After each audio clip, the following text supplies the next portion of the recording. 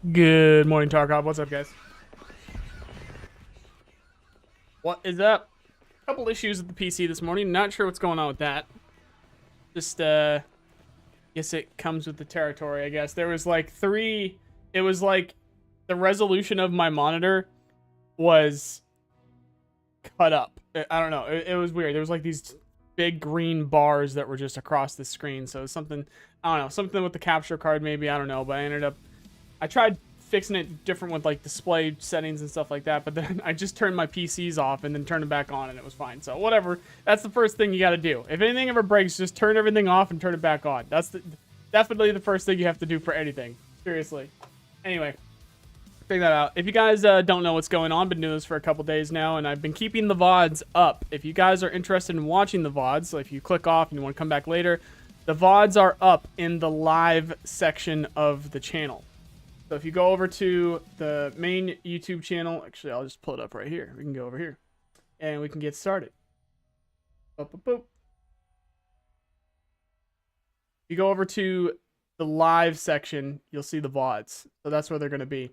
And we've got two more. This is officially the first week, or the first week, the week of TwitchCon. We got TwitchCon this week. In 2 days, I'll be hanging out with BSG and a bunch of other creators in Vegas. And then 2 days after that, TwitchCon actually starts and we'll be playing Arena. What I have set up is a bunch of interviews, a bunch of discussions, a couple podcasts, and potentially some other stuff. There's going to be like some gameplay stuff going on with like a bunch of streamers and stuff with BSG. And I won't talk too much about it, but they want me involved in ways that I haven't been involved before with doing some stuff, and I don't exactly know if I'm going to do it or not because it's just stuff I haven't done before, and I don't know. It's going to be like a live stream thing that I'm just not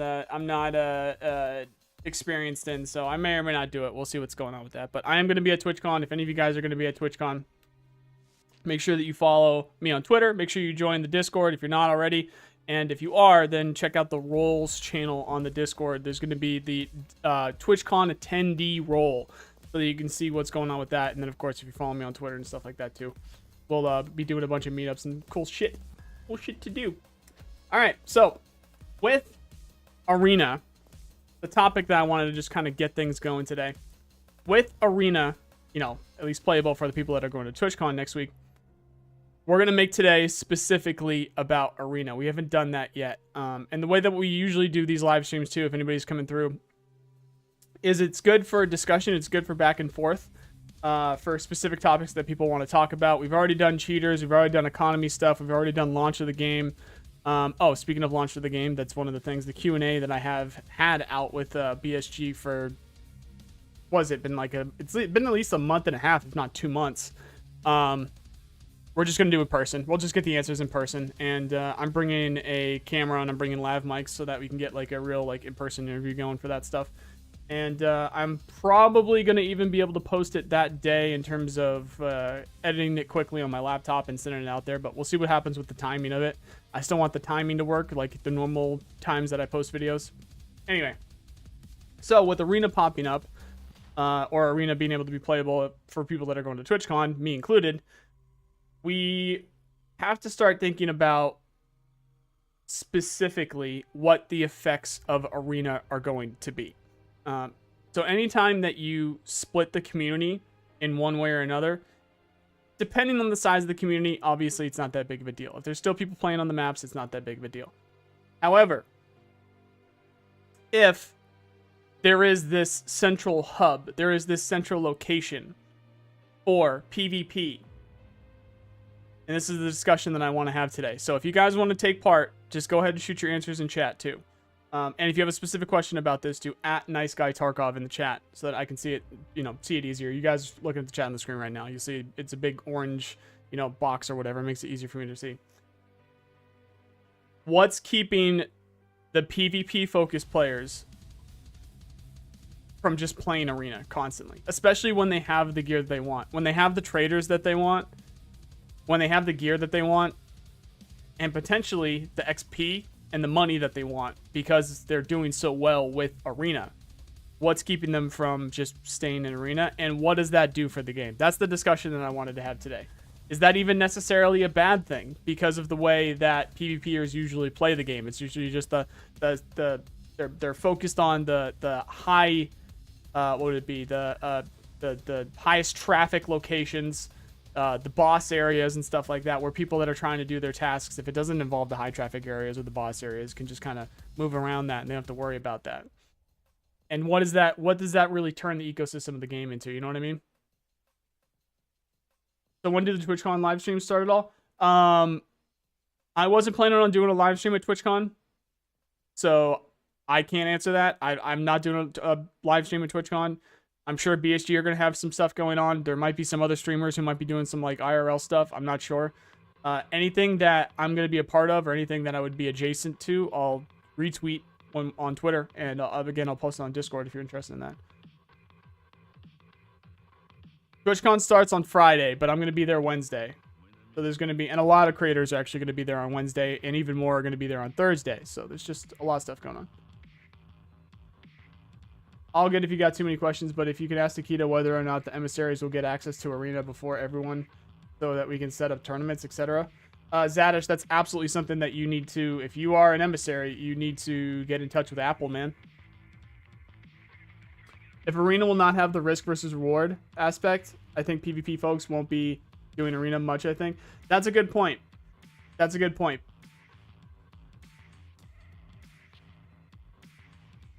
How do I put this, though? I don't know. Maybe I'll just say it this way. Do PvP players really appreciate the risk, though? Because of people that are mainly focused on PvP, how many of them do you see they're actually like broke? How many of them have issues making money in the base game? You know what I mean? They've all got tens of millions of rubles, if not hundreds of millions. And when they die, however they die, well, shit, I'll just go get another kit and we go back. They're more disappointed that they lost the fight more than they lost the gear. You know what I mean? At least that's what I see. That's what I see constantly. Because it's kind of turned into that for them. At least while the economy works this way. It might change up at launch. It might change up sooner based off the changes that we're seeing in December. But that's the way that I see it right now. And then Arena just gives them that location. Also, shout out Sons of Soon with this one, because that's the actual cameo that says Sons of Soon at the top there. We got Chronicles Rizzy in the background. So maybe it's not really necessarily risk reward, but it's just effort. And they see the value in their effort pretty quickly in Arena, because they get those kills. They get that rank up. They get XP. They get money. You know what I mean? Alex says, nothing that makes the base game better. Let's face it, the majority of PvP chads really just abuse the game's flaws. Not a bad thing, but is better server in Arena than the base game. Absolutely. With the higher tick rate servers and the way they're building, as long as it works as they intended it. We've only seen it as a LAN game so far. We need to see it as, you know, actually on the internet with the proper networking and whatnot to see what happens with that. I don't know if it necessarily makes the base game better, because at the bare minimum, everybody understands the PvP centric gear is the good gear. Like anybody that understands like the good gun builds and stuff like that. A good PvP gun build isn't necessarily a good PvE gun build, but everybody understands, you know, from having 10 hours in the game to having 10,000, you know that if when you kill a PvP player, like that's good gear. You'll understand immediately just by the loadout of the gun, the helmet, the setup, the ammunition and the mags, stuff like that. And on the off chance, and when it does happen, eventually, rarely, and you do get a kill on a PvP player, then you get all psyched and you know that it's good gear and stuff like that.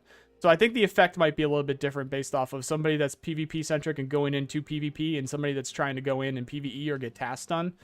I think the loadouts, depending on the map, it is absolutely different, because if you're going to Shoreline and you really just want to run up to the resort and you know your main focus is going to be fighting somebody in resort, unless you're running like a LPVO or something like that, which granted you probably should be on a map like Shoreline, but if not, you run in there with like a little red dot, you run in there with a little hollow or something like that. And then they're just not equipped for that map. It could be different. It could be different as well. That stuff. I definitely think we'll see that dip in player base in main Tarkov that will transfer to Arena. We don't like those RPG elements or want to wait to get into the action. That's a big thing. However, the new matchmaker that they are working on for Arena is still coming with patch 14. That's something that they're constantly working on. Actually, I shouldn't say it's coming with patch 14. I should say that it's something that they're working on, because it's on the roadmap as something that could come up even before patch 14. So we're just going to hope that it comes up in patch 14. I think I asked Nikita directly about that one. Actually, now that I think about it, maybe that's why I think it's coming in patch 14. I'm blanking, though. I know I had a conversation. Oh, you know what it was? I'm remembering now. It could have been Nikita. It could have been Apple. It could have been Og. Somebody that would have known what they were talking about. I asked specifically about the new matchmaker. Will it make us get into raids quicker? Will it make queue times quicker? And they said that's one of the priorities. I think I added that in a video around the last time they did a Tarkov TV. But I don't know if it's going to be patch 14 or not. I forget if they added that bit in. But it absolutely is. It's focused around making queue times faster, getting you into raids faster, and that's in the base game, not just Arena. And there absolutely is going to be a dip, whether you're a PvP player or not. I mean, who's not going to go check out Arena? It's got to be like a super, super small portion of the community that just has no interest in Arena, right? Because at least it's gameplay, it's gear. You might just be a little bit interested, just want to go see what's going on. So the first, week or so that it's available, absolutely it's going to be a noticeable dip. But once people get used to it, once people check it out, then maybe we'll start seeing it even out, stuff like that. They don't care the guys who are good at PvP are experienced Westers who have millions and expendable gear. They don't want to fight Timmies. They want a challenge. That's what I'm saying. Is like, or that, not really what I'm saying, but it's like, that's kind of like the topic. So you know that you're going to fight good gear and PvP centric players when you go and you play Arena. Like you are there to PvP. You are there to get kills. So it's a much, much different environment than what you find in the base game, because just from the gear factor and just from the mindset, like there is no loot to get. There is no extract for you to run to. You need to go and you need to fight that person. For that game to end, for you to move on, you need to fight. You need to PvP. True, but Tarkov is meant to be an immersive survival-based game where the main goal is to survive. People who run down fights 24/7 aren't really adhering to the vision of Tarkov. The thing about that is you don't really need to adhere to the vision of Tarkov. You can still do that. Like, it's not a bad thing. People that want to PvP is not a bad thing. It's one of the cooler parts of the game.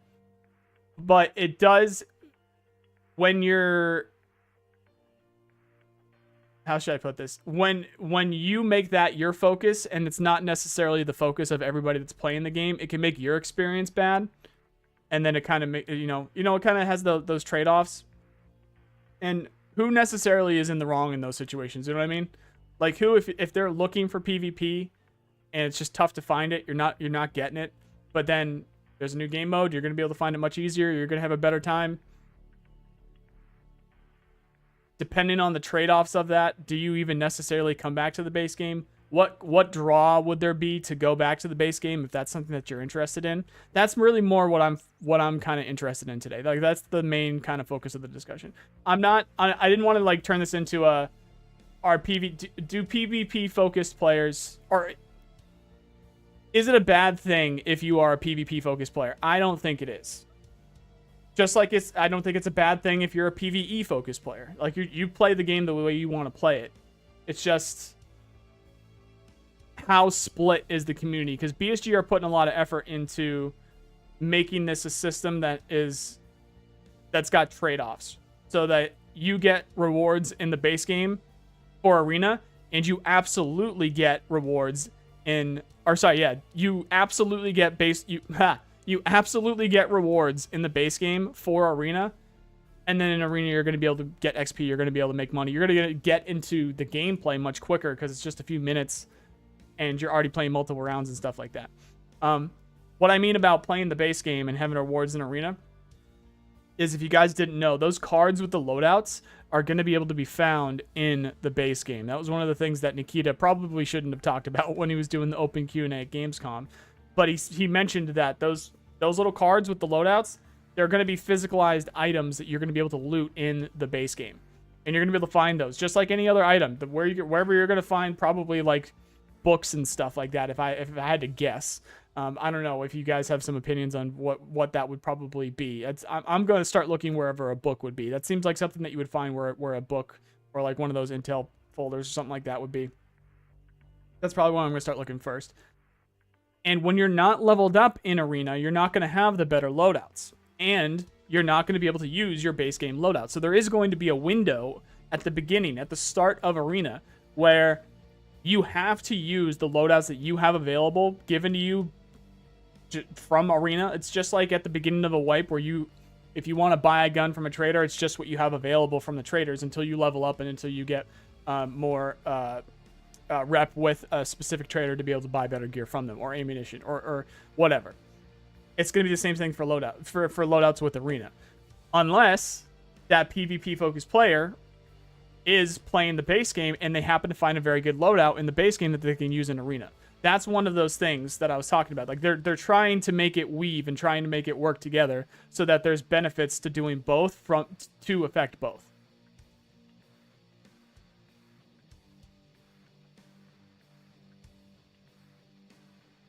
So there isn't necessarily no reason, but at the same time, if they're not having a good time going and trying to loot and going to try and find those loadout cards or whatever they're going to call them, that PvP-centric player might just go and play Arena, because they'll have a better time just fighting and leveling up in there than just going and looting in the base game. So it's something to think about. I agree it's not a bad thing. I'm just saying in regards to anything, I'll make Tarkov... Excuse me. I agree it's not a bad thing. I'm just saying in regards to saying it'll make Tarkov base better, I mean it'll make the base game more accurate to what the intended design is. Yeah, when it's a mix. Yeah. I mean, we see a lot of what the base game is intended to be in what we're looking at on the screen right now, in the Chronicles of Rizzy, in the Raid series. And very little of that actually ends up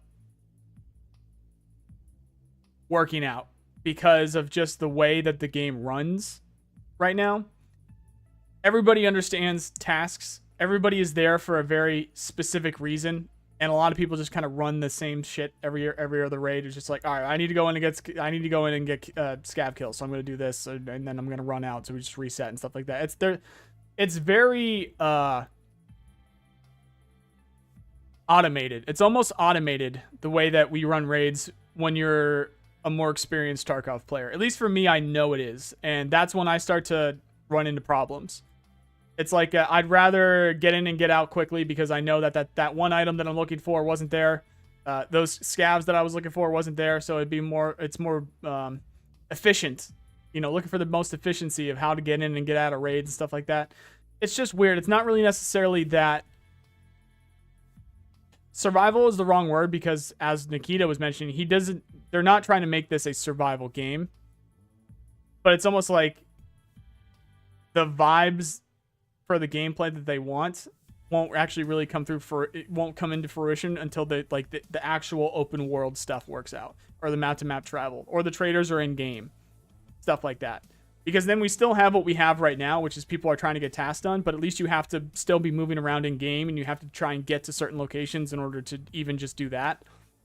But then even then, once that's in the game, people might see that as annoying. But we're getting a little bit off topic, because that's my fault. We're straying a little bit away from Arena. But it was kind of like a tangential thing. I'm not trying to put in the context. I'm just saying it makes the game more accurate to the intended design, and that it'll be cool. I don't mind the PvP and base. Just not really about. Especially when and if PMC Karma is put into the game, therefore Arena will serve to make the base game better. I lost you a little bit there, Alec. At the end there. So PMC Karma, again, in case you guys didn't know, it's not completely confirmed to be coming to the game. Last they mentioned it, Apple was saying that it might pop up in DLC. I have no idea how PMC Karma would work as DLC. At the very least, it would, of course, need to be free DLC that everybody gets. But then, so they're going to do a massive sweeping change like that as a DLC and not as like a major release. It's just something different. It's just something new. That is supposed to have like a major, when we first understood like what they were going to do with PMC Karma, it was supposed to be like a major Nikita cameo coming in. Like a major piece of the game. You're supposed to understand, hey, I'm a USEC. I'm not gonna kill my friends. I know those guys. Like those are the people I used to work with and stuff like that. We're gonna try to work together to get out of this situation. Or same thing with bears, stuff like that. And then if you want to go rogue, you can go rogue too. So it's I don't know. I don't know how that works as DLC personally. I really hope that they get that in the game before then. But then they're more worried about every single at least creator or streamer or whatever word you want to use that is PvP focused has it in their mind that PMC Karma will kill the game. PMC Karma will kill the game, but it's just like pretty much everything else. If there's ever a major change to anything, it's obviously going to kill the game. My take on it, just as a quick TLDR, is if the gameplay loop beyond that, if you decide to kill people in your same faction, is actually interesting. So if the rogue gameplay is actually interesting, if the stuff that affects you from killing your own guys, killing your bears, killing bears, USEC killing USEC, if the stuff that comes from that is actually interesting, then there's no problem with it. Obviously, the effects would need to be meaningful. So if you're USEC and you're killing USEC and let's say Peacekeeper doesn't like you as much anymore, sure, that's a thing. However, similar gear with certain trade-offs could be available because your reputation is gaining with the rogues, with the rogue bosses and those guys. You know what I mean? Trade-offs. And sure, there's going to be avenues that are shut off to you now, but that's a gameplay decision that you need to make. When one shuts down, another one opens up, and then you can move on from there. And it's a trade-off. And even just in and of itself is a trade-off because you're going to get the gear from that player. So you have to make that decision every single time if you want. So is that player worth killing? Is that player worth the loss in rep? If it's not, then try and make friends with them and try and make something out of it, whatever. If you want their gear, if you want that money, because maybe at some point the economy changes up enough where that PvP gear is more rare, it doesn't matter what level they are or whatever. The effectiveness of having just a full loadout that works together is in of itself rare. Then it's worth to you to kill them and take their shit. Then yeah, that's something to think about. But I don't know. I went a little bit over a TLDR on that case, my bad. But yeah, there's a lot that can go into that. Scav Karma is pretty badly implemented in my opinion. How else would you have put it in? How else would you have implemented it? Offensive. Sorry, working all. Yes, if PMC Karma exists, trigger discipline, you'll have to exercise heavily. The PvP guys will hate that, so Arena would serve to make the base game better. Yeah, it'll give them a place to go, right? Definitely give them a place to go. We'll just see if they end up staying there, which is not a good. I don't think that's a good thing. I don't think it's a good thing to have them stay there. To be honest, PMC Karma would involve a massive rework of so many quests that you would kill specific faction PMCs to complete them. All right, I have a take on this. I didn't really think about that till now. So here's the thing about it. The quests can change based off of PMC Karma. They wouldn't just put in PMC Karma and that's that. So the quests can change to take that into effect. Kill opposite PMC members. Kill your PMC members, sure, where you lose rep, but the reward is changed to make it actually useful to you. And then there's also the factor that these are all just side quests and you don't actually need to do them. So depending on what the reward is, you can decide whether or not that's something that you're interested in for the loss in rep. There's a lot of stuff that can come around, that can pop up around that.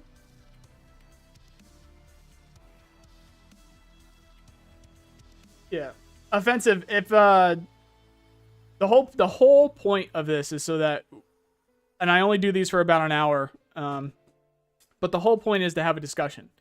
So this isn't really something like it's just like oh, I don't know. Like if you want to explain like what you actually think about it and stuff, we can move through that. So your topic before was, what was it? Scav karma is pretty badly implemented. So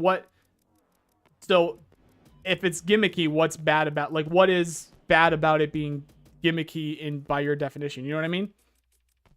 Because that's the whole point of what we're doing here. So if you wanted to bring it up, and if you say it's badly implemented, explain. Oh, and also keep in mind that they're doing the Scav wars. So Scav wars are going to be a thing in the future, where at some point in the future, where Scav karma won't matter because Scavs are at war. So if you kill other Scavs, you're not going to lose rep. You might even get some rewards for doing it. And then when it turns back off and the war's off or whatever, then you got to pay attention. So it's a bit of on and off. So kind of best of both worlds, depending on what time you're playing, stuff like that. And honestly, I think maybe the direction that you're going there is you need to, depending on where you're going with it. I know that there is an argument for saying that it's badly implemented because you don't know when an enemy scav is actually an enemy scav and like what their rep is. But that's not what Tarkov is. You don't know what level that player is when you're fighting them. You don't know their name. You don't know whether they're USEC or bear until you actually take a look at them, stuff like that. There's just not UI. There's not something there to just give you the answer. So it's kind of part of that for you to figure out whether or not this guy is a bad scav or something like that. And if they're bad enough, luckily the AI for some reason know. So they'll start shooting at him and stuff. But when that doesn't happen, it's kind of part of the mystery. It's kind of part of the gameplay for you to use VoIP. If they're not VoIPing back, then maybe stay away from them. Maybe act a little differently and see what they're doing. See if they're following you. There's been several times where after a solid scav raid, once I run into a player scav, you can tell they don't have any muzzle discipline or whatever it's called. They're just pointing their gun right at you. They seem to be following you. There's been several times where I've lost scav rep because I can just tell this person's following me. It's like, oh, they're not VoIPing. They're just looking at me a lot. They're trying to line up a shot. They're trying to wait for me to stop moving. They're trying to wait for me to be slow, stuff like that. And then I just shoot them and then I move on. But that's based off of the raid that you had. So I made a conscious decision to lose that scav rep because of the gear that I had on me. If you just don't want to die, then that's where it could be badly implemented. I can see what you're talking about. And then there's some things that can pop up through that. But you got to remember too, sure, you're out of the raid because you just died, but now that person's hostile for the rest. So there's a good chance that that person dies because the AI are now hostile to them on top of the players and they just heard shots. So they're probably going to go investigate on what's going on over there. And personally, I think that one thing that they could do is actually make it harsher to be a bad scav. Make something more significant about it. Because I think what the trade-off there is, like, people don't understand, actually, it is pretty easy. It actually is pretty easy to level your scav karma up. But some things are limited permanently, which I don't think makes any sense. And that's one of the ongoing discussions that we've had with BSG.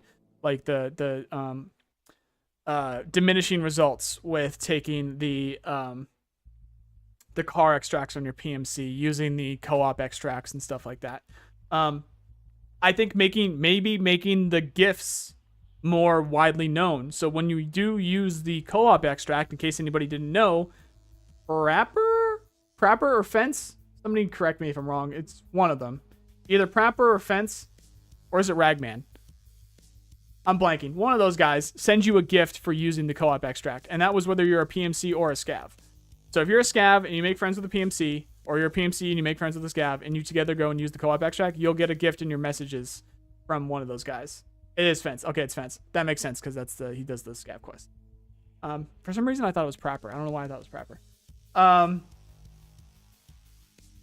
So that's the thing. So maybe make those more beneficial. Maybe add a little bit of reputation in on top of that. On top of just scav rep. Maybe add it to another trader or something. Maybe add it to something else. I don't know. There's just maybe tweak the rewards a little bit. And play that up. But that doesn't necessarily mean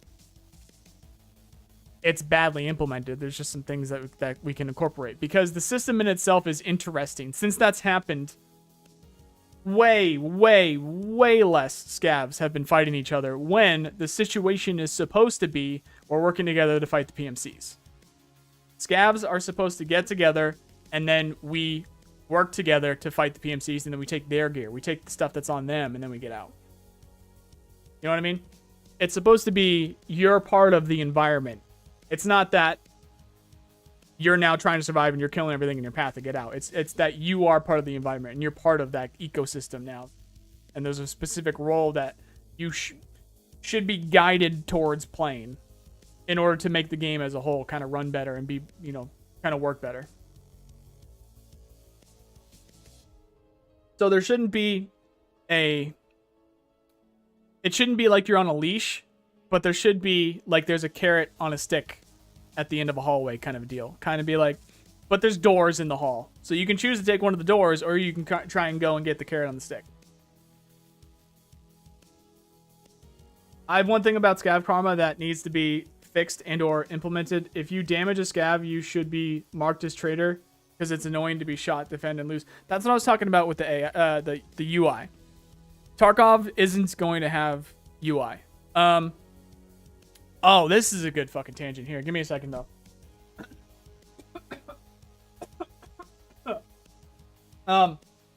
The radio system. A lot of people were talking crap about the radio system.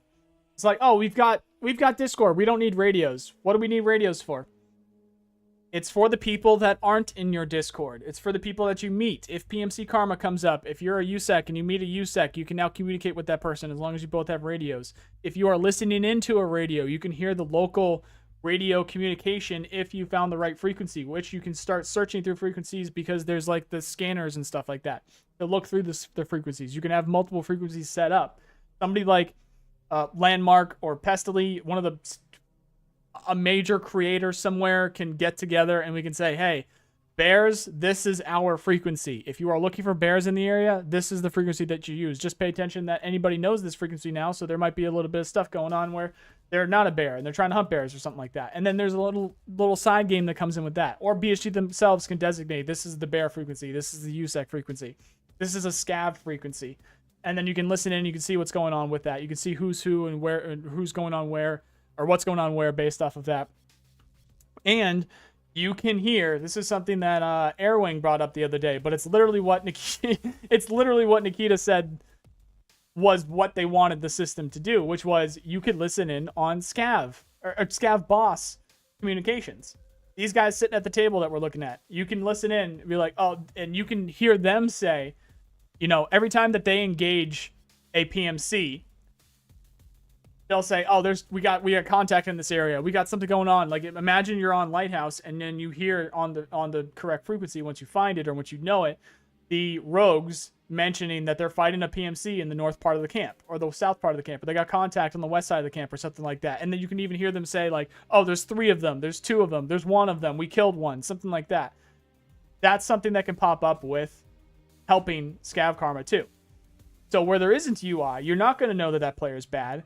You might be able to hear as a scav, as long as you find a radio or get a radio, you might be able to hear the scavs because for some reason they know that that's a bad scav and they're going to be hunting that person down. Say, you know, we got a, whatever the word is for scavs that find bad scavs. We got a, lack of a better word, we got a rogue, we got a criminal over here, whatever. Whatever they might be saying. They, oh, he's over because they're trying to hunt that person. You know, they'll call out what part of the map they're in or something like that, and then that might be able to help. They might even be able to call out what they're wearing, something like that. The radio system can actually be pretty fucking cool. So I hope they do it. Rude Dog, what's up? I just noticed you're here. I killed 2 PMCs on interchange while I looted them. I got ambushed by a scav. He fires first, almost killing me. I kill him. I get negative karma. Yeah, that's absolutely something that they've been looking at.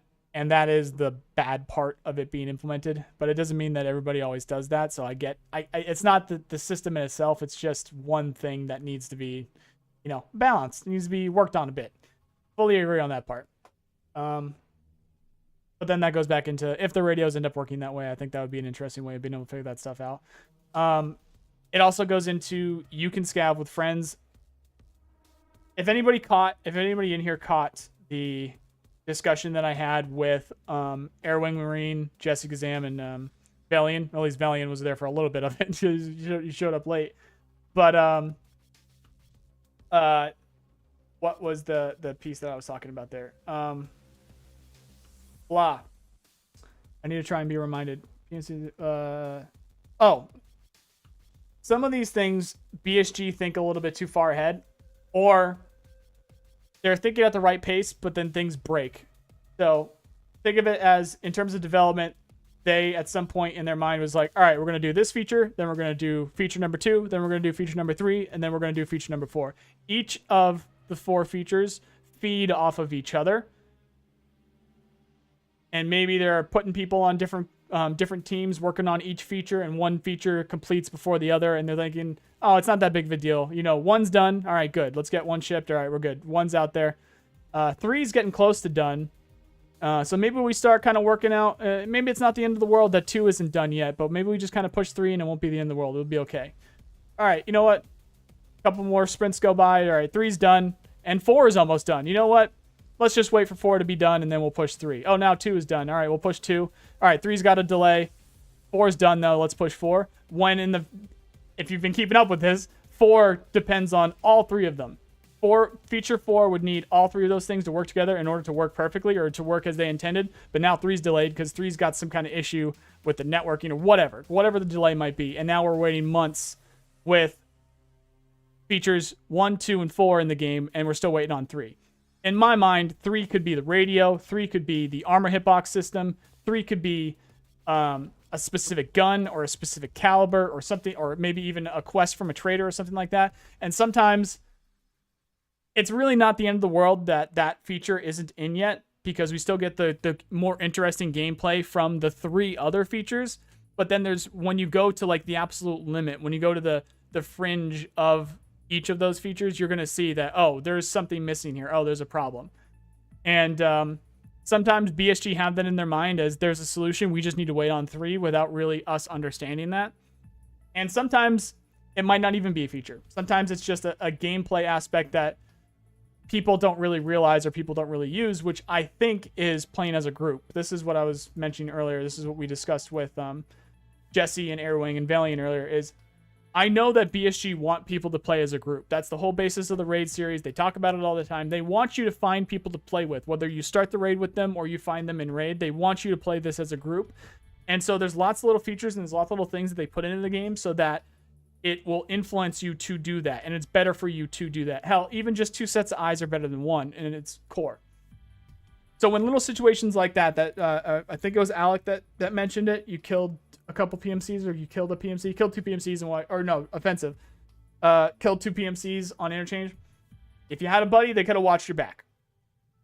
And I'm not saying that as just like do better next time kind of a thing, like oh, it's a simple solution. It's just when stuff like that happens, or when issues like that are thought about in terms of designing the game and in terms of where they want to go with the game, in BSG's mind, I think that they're putting way too much time, or way too much, they're putting a lot of chips. Like if you're thinking this is like a card game, they're putting a lot of chips on people playing as a group, when in reality, not a lot of people play as a group. And I think that's one of those cases. So little things like that can pop up. Does it still happen? Obviously. Is there a clear fix? Not really.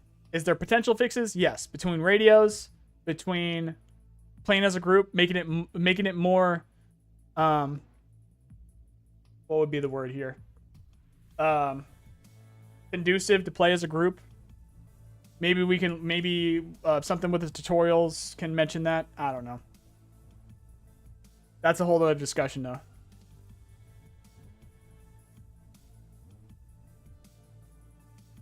Equals badly implemented.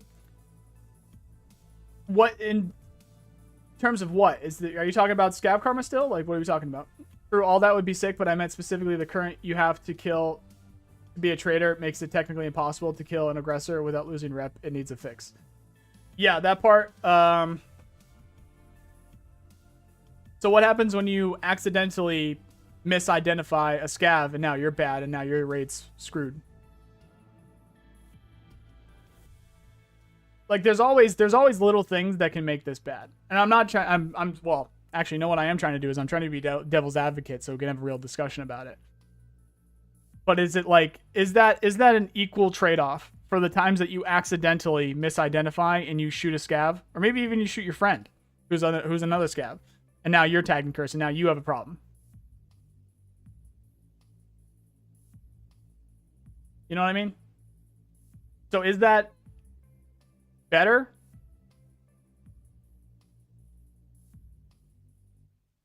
I got bad karma for killing a trader after killing PMCs. Wait, I got bad karma for killing a trader after killing PMCs. How would a buddy fix that? No, I mean, what's up? What are we talking about? Having him watch your back, basically. So if that trader attempted to move on you, at least, and honestly, now that I think about it, I'm pretty sure I thought that person killed you, so that's why I was talking like that. Then that's you're talking about the same thing that Alec was talking about. So what a second ago when I just said the what's it called? Would it then be better if somebody goes trader after just hitting a player? Is that actually better? Should that actually be better? But on top of that, if somebody was there, they could have guarded you. Maybe that person didn't shoot you and you would have been all set. Or, which is what I thought was happening. That's my mistake. I thought you said that person killed you. The other person killed you. In which case, they would have been killed by your buddy. Or that buddy would have been watching your back. Hey, somebody's coming. Then you don't do that. There's a lot of little gameplay things that can pop up that BSG think happen or BSG are trying to influence or make happen more that don't necessarily happen too often. And being able to put in features that guide us towards those like gameplay decisions is a really fucking tough thing to do. But there's just too much going on. We need the game to be feature complete before we start worrying about that stuff, and we're still a while from that. Dr. Offensive, be more clear then if I'm not. And I hope that you're live. Offensive, if you're not if you don't see the little red button or the little red circle next to the live at the bottom left, make sure you see the red circle because hopefully you're not talking to me in the past. So the situation that I now understand is you're saying that you started to kill, you killed 2 PMCs, you started to loot them, somebody, another scav came up, started shooting at you but didn't kill you, and then you killed them and you got bad rep. Is that not what you said? Or is there something different happened? Was it confirmed that all the traders would be in game like Lightkeeper? No, we did not confirm for all of them. We know that some of them will be. Yeah, Offensive, that's what I'm talking about. So when I first explained it there, I thought you died. I was explaining it from a point of view that you died. So you're just actually having the same conversation as Alec here. Alec, if you scroll back up, Alec, what Alec was talking about is a system where... Yeah, a system where if they shoot you, but don't kill you, you should be able to shoot them back. That seems pretty obvious to me. However, what happens with the cases where you accidentally shoot somebody? Like a scav that isn't actually trying to be a scav, you accidentally shoot another scav. You misidentify. So would that be better or worse than the system that we have right now? Sure, it seems like it's bad when you're put in the situation where now you just lost rep. But then when you think of it like the whole, when you try to keep in mind like the whole system of like, all right, so I just gotta go get another, a car extract on my PMC and then we'll be good. Or try and find a buddy to extract with, try and find a scav buddy to extract with on my PMC, stuff like that. There's a lot more that goes into it that I'm losing the words exactly here. There's a lot more in it to try and like keep in mind and to attempt to do to try and fix it. Whereas if a different solution, like the obvious thing that, or like something that you would think would fix this is if that bad scav shot you, just shot you, you should be able to kill them and you don't lose rep for it. When on the other end of the things, if they were accidentally shooting you, and now they are open to be killed, and you don't lose rep. But then they, later on down the line, were killed by another scav, and then that scav doesn't go bad because the initial person wasn't marked as a bad scav, or was marked as a bad scav, so they don't lose rep. So now the person down the line that is actually the bad scav doesn't get marked. You know what I mean? There's like a waterfall. So then they can go and kill other scav. Like the second guy can go and kill other scavs, and then they won't actually, you know, initially having already killed the scav, and then there's like a lack of it there. It can be very confusing if that's what you mean by it being badly implemented. I think there's very few ways around that unless there's UI, and they're not going to add UI. You know what I mean? So it's more of like this is more of like how do we find solutions, or what is the solution, or think of a solution, rather than just say, that thing's bad, I dislike that, or this is stupid. We don't really do that here. We think of like what the actual solution is, and then we think of what else is coming that might help, you know, fix it.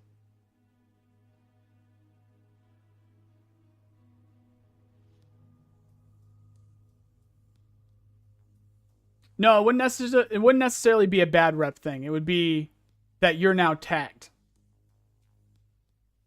So if you misidentify and you shoot another scav, or you accidentally shoot another scav, and now you're designated as bad scav, but then the other scavs now are fighting you, like the AI go after you. I guess the fix would just be, oh, and then also you got to think too is, what about the trolls? I know that this was an issue before, where trolls, you aren't necessarily a bad scav, and you're not even trying to kill that person, but you're just fucking with people, so you injure them. What are the chances that if you broke that leg, or if you hurt them really bad, what are the chances that a scav is going to have the medical equipment to be able to heal that? So it's like there is, you know, I'm blanking on the proper way of explaining this. I think the best way that I could put it is what I mentioned earlier, is I think what's happening is BSG are thinking of this more from a feature complete standpoint, when we're still missing things.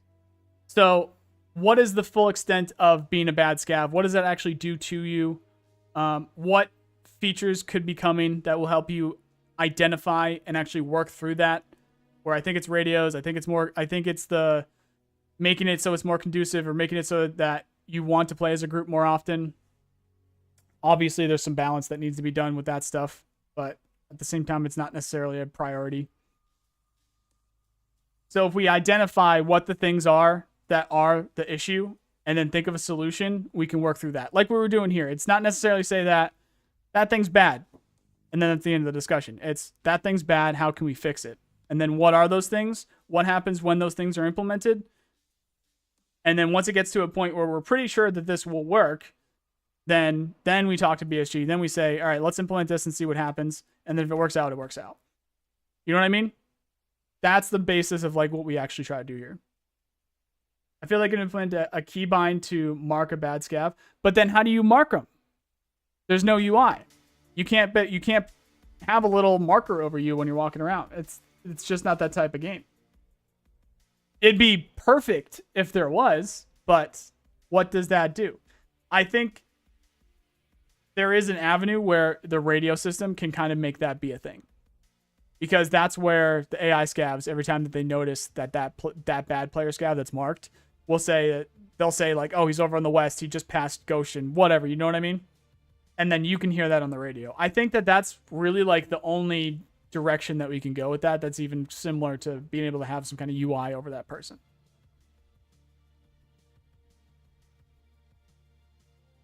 It is scav shots you, he is marked as bad, and you don't lose rep if you kill them. If a scav shoots you and is marked as bad and you don't lose rep. No, I think he was talking about, I think he meant that scav wasn't, because if he lost rep, that person wasn't marked bad. So I think the fix that Offensive is looking for is he wants to be able to Actually, I'm pretty sure this is what it is. He wants to be able to kill a scav that hurts him. But that means that just doing damage would mean you would be bad. You'd be a bad scav. So then now we're adding multiple layers. In order for it to actually try and work effectively, we would have to add multiple layers. So if you damage a scav, then you're not a bad scav yet. You're just a naughty scav. We'll call it a naughty scav. You were a little bit naughty. You hurt somebody. So somebody can kill you and not lose rep at that point. But then what's the difference? That's just a bad scav. So did the AI chase that person? And if it was an accident, you now die. You accidentally got a bit of frag. You threw a grenade and a bit of frag hit a scav. Now you must die. Didn't even kill them, but now you must die. There's a lot of little intricate little problems that could pop up with it. And sometimes I wonder, it's just like, you can just think of like the amount of headaches that can pop up from this. And then the BSG probably just think is, you know what, it's not worth the headache. We'll just leave it as is. And then you got to think about how situationally, how often does that happen in the way that you described it, Dr. Offensive. Or is it Dr. Offensive? Yeah, Dr. Offensive. So sometimes you got to think of it from a total community standpoint. What is the more effective system to put in place right now? Sure, when you're on the bad side of it, when you're on the bad end of it, it can look that way. It looks like an obvious thing. But when you think about it, sometimes it's not. I'm not saying I necessarily disagree or agree with you. It's just, this is one of those things that I don't think there is a good way of doing it. I don't think there is a proper solution. You just have to make a decision and just go with it and understand it's that way. And then once it's actually the actual game is feature complete, and then more of those situations pop up, you know, take it in stride. I honestly think it should tag them if they damage you, period. But what's the tag? That's what I'm saying. What is the tag? Because the situation is, we don't know if that's a bad scav or not. And we don't know whether or not we can kill that person and then not lose rep. Accident, well, you learned not to put yourself in those scenarios. But then what's the effect of that when you're trying to play? It's like, that scav's wearing PMC gear and it looks like a PMC, and then you don't shoot him and now you feel awful. Like, that's a shitty situation. But is it the kind of awful that you don't want to play anymore, or is it the kind of awful that you'll remember and you'll move on next time? There's definitely a difference depending on what kind of player you are. Not a mark you can physically see, but you mark them just like how a scav would shoot you. Now they become a bad scav. Instead, allow that player to designate that. Clay Brown, you lost me on that one. I don't know how that would happen. Straight up trader? No, I don't know what you're talking about there specifically. My solution seems obvious, but the biggest issue is the lack of clarity around what is allowed to be a good scav. Clearly damaging other scavs is okay to be a bad. You're okay to be a good scav once you damage. I'm just gonna return this a little bit, just because we're gonna be finishing up here soon. I do keep these to an hour, guys. So I want to try and cap it off. I think I've already done this before. Let me go back, since you were really running this here, Offensive. My solution seems obvious, but the biggest issue is the lack of clarity around what is allowed to be a good scav. It's such an open-ended issue, right? Because you want the trade-off to be, if that person is a bad scav, if they kill you, they need to understand that now there is no safe place. They are going to get hunted by scavs and players. So there's kind of like that ecosystem trade-offs that you need to understand. So, like I was mentioning earlier, you're dead, so you don't know what happens. But at the same time, that scav that just killed you, it's just as likely that they got hunted by other scavs and they run into a fight and then they get killed by a PMC, or they just get killed out in general, as it is that they were able to get to an extract. Unless it happened to right at an extract, in which case that's a fucking crazy situation and you just need to fucking watch out for that stuff. You need to constantly pay attention to that stuff. And then at the same time, you got a buddy watching your back, you know, hey, somebody's coming. And then you VoIP to that person, hey, fuck off. And then if it looks like they're trying to shoot you, then, you know, it's a solid trade-off. Like that, it's that kind of a thing. And then at the same time, if there's better avenues, like in my mind, this is something that we were already asking for BSG. This is something that's already in the move, or something that's already on the move, I guess you could say, is more options to improve your scav karma. I think that is one easy solution, because then these mistakes can happen. These issues can pop up.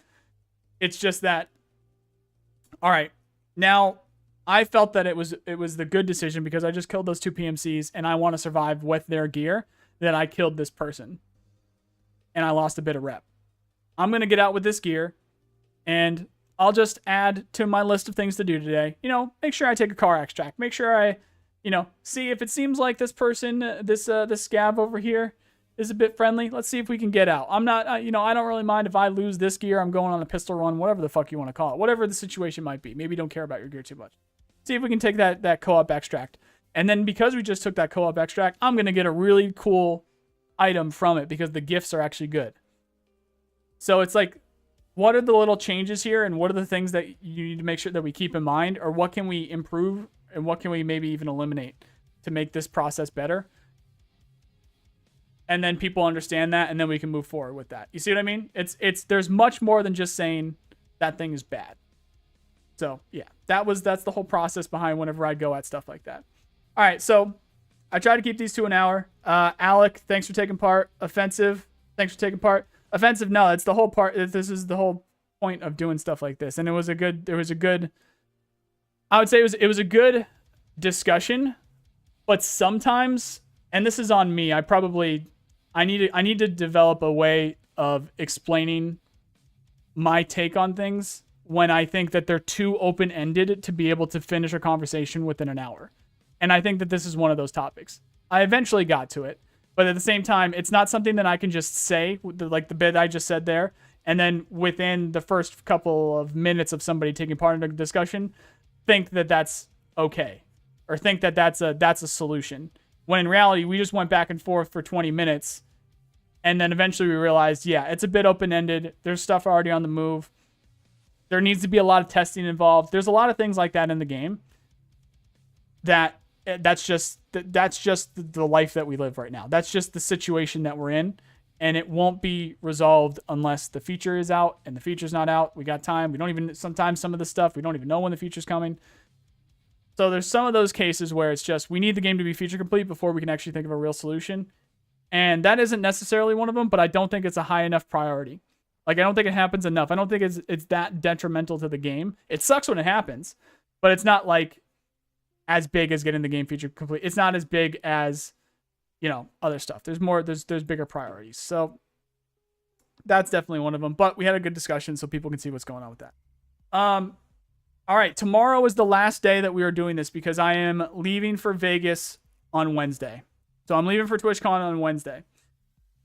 I think what we're going to do tomorrow, and what I tried to kind of lead into today, I tried to lean into it a little bit today, is tomorrow we're going to be back 10 a.m. Central. Same time, same place, 10 a.m. Central. But I'm going to be going through the list of my priorities. Specifically, my priorities of what I'm going to be doing at TwitchCon, who I'm going to be talking to about what. That includes creators. Obviously, that includes BSG themselves, Nikita, people from the community section, people from the community side. So Apple, Og. Who am I talking to? Why am I talking to them? And obviously, I have my list. I have my ideas, but we can together go through that and then have a bit of an idea of what we're looking forward to and what's going to be happening over the next week when I'm actually in person in Vegas, talking to these members of BSG, playing Arena, specifics of what I should be looking for in Arena, the information that we don't have yet, what we haven't seen yet. Definitely on my end, I'm thinking heavily in the loadouts. What's going on with the loadouts? What's going on with the menus? Haven't seen much of that. Just little stills and stuff here and there. Specific creators, who should I talk to about what? I am talking to specifically a lot of people that have come up as like oppositional to stuff in the past, who we plainly talk and we plainly DM about this stuff all the time. And we're going to talk at TwitchCon. So people like Tiggs, not so much, definitely Tiggs. Tiggs does a lot of the opposing view stuff to a lot of the stuff that I do. But talk to him all the time. We're going to talk to him. Actually, wait, that's different because I don't know if he's going to TwitchCon. I don't think Tiggs is going to TwitchCon. That's something else. I am talking to him and we're going to do a discussion with him, but he's not going to TwitchCon. Instead, I'm going to talk to Rengar. I might be able to talk to Landmark. I don't know. Maybe, maybe not.